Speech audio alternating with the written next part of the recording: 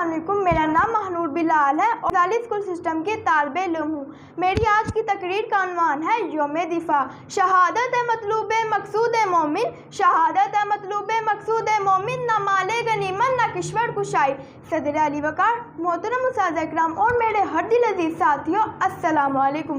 میری آج کی تقریر کا عنوان ہے یوم دفاع۔ ستمبر 1965 جناب والا، یہ وہ دن تھا جب ایک گیدڑ نے شیر کے پنجرے میں ہاتھ ڈالنے کی کوشش کی تھی۔ جناب والا، یہ وہ دن تھا جب ہمارے دشمن بھارت نے پاکستان کی سرزمین پر قبضہ کرنے کی ایک ناکام کوشش کی تھی، لیکن ہمارا دشمن ایک بات بھول بیٹھا تھا کہ وہ جس ملک پر قبضے کے لیے جا رہا ہے اس ملک کے جان نثاروں کا لہو بولتا ہے۔ بھول بیٹھا تھا کہ وہ جس ملک پر قبضے کے لیے جا رہا ہے اس ملک کی بنیاد ریاست مدینہ کی طرح لا الہ الا اللہ پر رکھی گئی ہے۔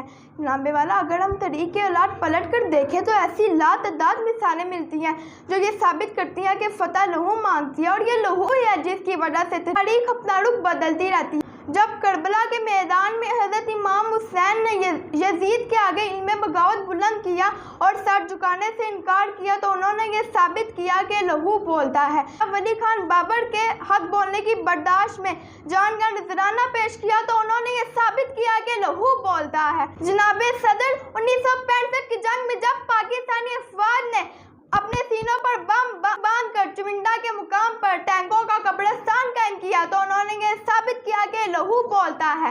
جناب صدر، میں اپنی تقریر کا اختتام ایک شعر سے کرنا چاہوں گی۔